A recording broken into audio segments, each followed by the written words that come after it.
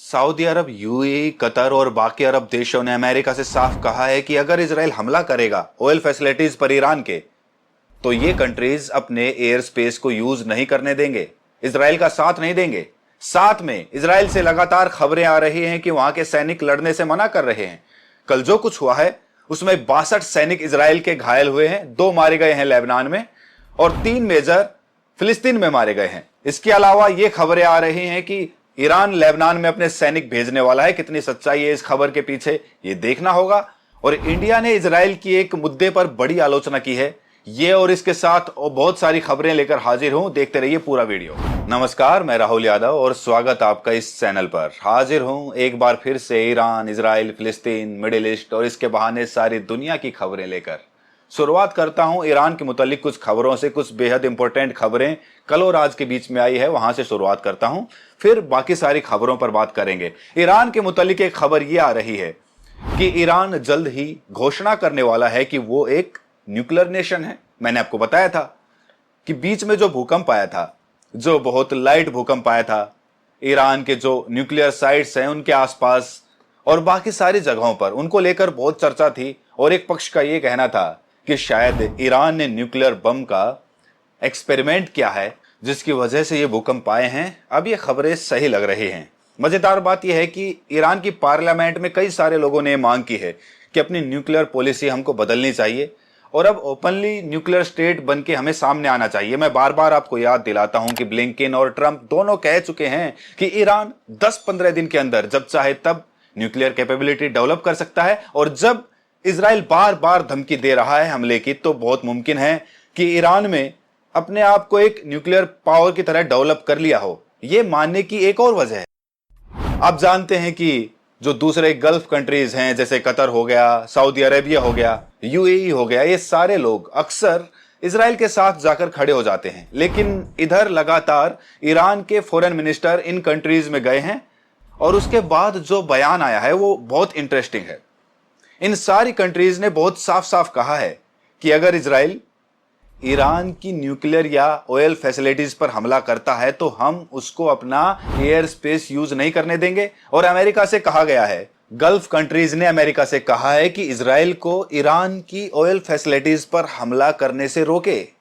अब आप सोचिए कितना इंटरेस्टिंग है कि ये सारी कंट्रीज जो लगातार अमेरिका के साथ खड़ी रही हैं और अभी भी अमेरिका के साथ हैं, अगर ये कंट्रीज अमेरिका से कह रही हैं कि इजराइल अगर ईरान पर हमला करता है तो हम अपनी एयर फैसिलिटीज को यूज नहीं करने देंगे। याद कीजिए पिछली बार जब ड्रोन अटैक किया गया था ईरान में, तो अपनी एयर फैसिलिटीज यूज करने दी थी कतर ने, जहां से बहुत सारे ड्रोन्स को रोका जा सका था। ये बहुत इंटरेस्टिंग डेवलपमेंट है और बहुत सारे लोगों का मानना है कि ईरान के विदेश मंत्री ने पर्सनली शायद लोगों को बता दिया है कि हमारे पास न्यूक्लियर फैसिलिटी है और अगर आप मदद करोगे, ये बात तो वो ओपनली कह रहा है, अगर आप मदद करोगे किसी भी तरह से तो इजराइल की तो हम आपके ठिकानों पर हमला करेंगे, आपको एक दुश्मन मुल्क की तरह हम समझेंगे। और इसका असर यह हुआ है कि गल्फ कंट्रीज सीधे सीधे अमेरिका से कह रही हैं कि इजराइल से कहिए कि वो ईरान की ऑयल फैसिलिटीज पर अटैक करने से बचे। अब इजराइल अमेरिका की बात मानता है कि नहीं मानता है, ये तो बिल्कुल एक अलग बात है, लेकिन अपने आप में गल्फ नेशंस के बीच में, खाड़ी के अंदर, ये बड़ा डेवलपमेंट है कि इन इंपॉर्टेंट नेशंस ने, जिनके बिना इजराइल का काम नहीं चलता है, जिनके एयर स्पेस के बिना इजराइल का काम नहीं चलेगा, उन्होंने सीधे सीधे इजराइल के ऐसे किसी हमले के खिलाफ स्टैंड लिया है। इसीलिए बहुत साफ लगता है कि ईरान के पास न्यूक्लियर पावर आ चुका है और अगर इजराइल न्यूक्लियर पावर का यूज करेगा तो बदले में ईरान भी न्यूक्लियर पावर का यूज कर सकता है। यह कहना बड़ा आसान है, लेकिन यह सोचकर रूह कांप जाती है कि अगर ऐसा हुआ तो कितने सारे लोगों की जानें जाएंगी। ऐसा ना हो यही जरूरी है, लेकिन कल पहली बार हुआ कि नेतन्याहू से बात करने के बाद व्हाइट हाउस ने जो बयान जारी किया उसमें सीज फायर का कहीं कोई नाम नहीं लिया। यानी सीज फायर फिलहाल कहीं दिखाई नहीं दे रहा है। और जब सीज फायर नहीं दिखाई दे रहा है तो किसी की एक गलती जो है पूरी वॉर में तब्दील हो सकती है और ये पूरी दुनिया के लिए खतरनाक होगा। ये बात मैं लगातार कहता रहा हूं। अब लौटते हैं हिजबुल्लाह की तरफ और लेबनान की तरफ। लेबनान के ऊपर लगातार हमला कर रहा है इजराइल, हवाई हमला कर रहा है, ये मैं आपको बता चुका हूं।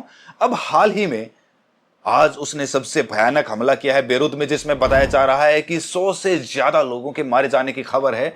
यह हमला एक रिहायशी बिल्डिंग पर किया गया। कल जो हमला किया गया था बेरूत में, उसमें बताया जा रहा था कि सिविलियन इलाके में किया गया है, क्योंकि वहां पर वासिक सफा जो हिजबुल्लाह के एक बड़े लीडर हैं, उनको मारने का प्लान था। लेकिन अब ये क्लियर हो गया है कि जो हमला हुआ उसमें आम शहरी मारे गए। वाफिक सफा जो हैं वो पूरी तरह से सुरक्षित हैं, ये बात सामने आ चुकी है। इसके बावजूद आज फिर रिहायशी इलाकों में हमला किया गया। दरअसल इजराइल की चिढ़ समझ में आती है, जहां जहां वो सीधी फाइट कर रहा है वहां या तो वो पिट रहा है या आगे नहीं बढ़ पा रहा है। जैसे लेबनान की बात कर लीजिए, यूएन की पीस कीपिंग फोर्सेज हैं, हिजबुल्लाह ने कहा कि हम इंटरनेशनल लॉ की इज्जत करेंगे, हम यूएन पीस कीपिंग फोर्स के ऊपर किसी तरह का हमला नहीं करेंगे। 1978 से ही वहां पर यूएन की पीस कीपिंग फोर्सेज हैं। 2006 की जंग के बाद उनका जो कार्यकाल है वो और बढ़ा दिया गया था, अभी भी वो वहां पे हैं। और यूएन पीस कीपिंग फोर्सेज के बारे में बता दें कि ये एक ऐसा ऑर्गेनाइजेशन है जिसने दुनिया भर के मुल्क शामिल होते हैं, अपना हिंदुस्तान भी इसमें शामिल है। और आमतौर पर इनके ऊपर गोलीबारी नहीं की जाती है। हिजबुल्लाह ने कहा था कि हम उनके ऊपर गोलीबारी नहीं करेंगे। इसका ही फायदा उठाकर इजराइल थोड़ा बहुत अंदर आया था और अब इजराइल ने उन्हीं लोगों के ऊपर, उसी यूएन पीस कीपिंग फोर्सेज के ऊपर हमला किया और 2 लोगों को घायल किया है। इस बात की सारी दुनिया में लालत मलामत हो रही है कि यूएस में भी लालत मलामत की है। इटली में जहां राइटिस्ट सरकार है जो इजराइल के साथ खड़ी रहती है, उसने भी इस बात की लालत मनालत की है कि यूएन पीस कीपिंग फोर्सेज में आप कैसे हमला कर सकते हैं। ये एक दुनिया के इतिहास में पहली बार है कि यूएन का कोई member UN peace keeping forces के ऊपर हमला कर रहा है। जो लोग बातें करते हैं उनसे मैं सवाल कर लूं कि जिस हिजबुल्लाह को आप लोग टेररिस्ट कहते हैं, वो यूएन पीस कीपिंग फोर्सेज पर हमला नहीं कर रहा है। लेकिन जिस इजराइल को आप लोग यूएन का मेंबर कहते हैं, और वो है यूएन का मेंबर, वो यूएन पीस कीपिंग फोर्सेज पर हमला कर रहा है। अब शरीफ कौन है, ईमानदार कौन है और आतंकवादी कौन है, इसका फैसला मैं आप लोगों के ऊपर छोड़ता हूं। वैसे गाजा के अंदर लगातार जो अस्पतालों पर बमबारी हो रही है, उसको लेकर जो जांच हुई है, उसमें भी यूएन ने यह पाया है कि इजराइल ने युद्ध अपराध किया है, वॉर क्राइम किया है। लेकिन जहां सीधी लड़ाई हो रही है वहां क्या हो रहा है? सीधी लड़ाई हिजबुल्लाह के साथ चल रही है। कंडीशन यह है कि हिजबुल्लाह के साथ की लड़ाई में कई सारे इजरायली मारे गए। 4 बार इजराइल ने कोशिश की कि कम से कम उनकी लाशें उठाकर ले जा सकें, लेकिन हिजबुल्लाह ने इसके लिए भी उसको अलाउ नहीं किया। 4 बार उसे पीछे खदेड़ दिया। कल की जो खबर थी उसमें 62 से ज्यादा इजरायली सैनिकों के घायल होने या मारे जाने की खबर थी।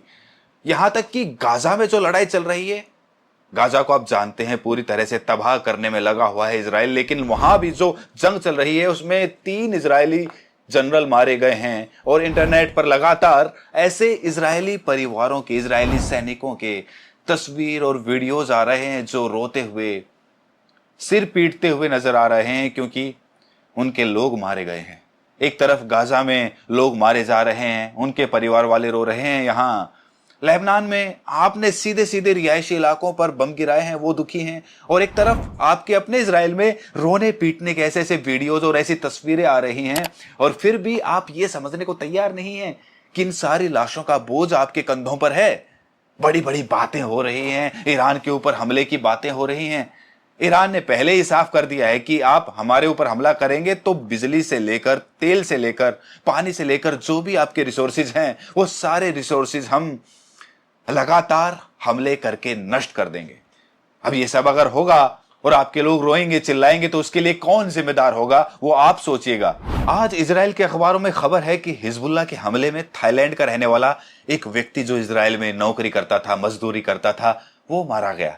दरअसल इजराइल लगातार जो फॉरेन के लेबर हैं, जो वहां पर फिलिस्तीनी है, जो अरब लोग हैं, उनको ह्यूमन शील्ड की तरह इस्तेमाल करता है, जिसकी वजह से वो लोग मारे जाते हैं। मैं तो बस यही दुआ कर सकता हूं कि जो लोग हिंदुस्तानी वहां पर हैं वो हिंदुस्तानी कम से कम महफूज रहें। वैसे तो ये बहुत बड़ी गलती थी हमारी सरकार की कि वहां पर हिंदुस्तानी लेबर उन्होंने भेजी, लेकिन फिर भी एक हिंदुस्तानी की तरह मैं यही सोच सकता हूं, यही अपील कर सकता हूं और यही कल्पना कर सकता हूं कि हमारे लोग कम से कम वहां पर पूरी तरह से महफूज रहें। हालांकि जंग जिस तरह से बढ़ रही है उसमें ये जंग कहां जाएगी, कितने लोग मारे जाएंगे, ये कहना बहुत मुश्किल है। और जिस तरह से आज बेरूत में रिहायशी इलाकों पर बमबारी करके 100 से ज्यादा लोगों को मारा है इजराइल ने, साफ बताता है कि ये जंग इतनी आसानी से रुकने वाली नहीं है। मजेदार या आप जो भी इसको कहना चाहें, बात यह है कि अमेरिका जैसा मुल्क अभी भी ये कह रहा है कि लेबनान के अंदर इसराइल का जो हमला है वो लिमिटेड है। मतलब अब रिहायशी इलाकों पर हमला करके 100 से ज्यादा लोगों को एक बार में मार देते हैं और अमेरिका कह रहा है कि ये लिमिटेड है।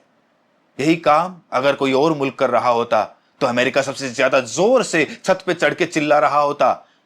लेकिन इसराइल की इस मदद के पीछे क्या मजबूरी है, कब तक ये मदद जारी रहेगी? अगली खबर पर चलते हैं। इन सारी चीजों का असर इसराइल में यह हुआ है कि अलग अलग क्वार्टर से, अलग अलग जगहों से विरोध के स्वर सुनाई देने शुरू हो गए हैं। सबसे पहले कल भी मैंने आपको बताया था कि इसराइल के बहुत सारे सैनिकों ने कहा है कि जब तक हमारे होस्टेड वापस नहीं आते तब तक हम जंग में शामिल नहीं होंगे। असल में लेबनान की लड़ाई से इसराइल को पहला फायदा तो यही हुआ कि गाजा में जो कुछ हो रहा है उसके तरफ से लोगों का ध्यान हट गया। वहां लगातार लोग मारे जा रहे हैं और इसराइल के जो लोग होस्टेड हैं उनके वापस लौटने की संभावना रोज के रोज कम होती जा रही है। दोस्तों, जंग तो दो देशों की मिलिट्री के बीच लड़ी जानी चाहिए, लेकिन जब आम नागरिक इसका शिकार होने लगे तो ये युद्ध अपराध कहलाता है।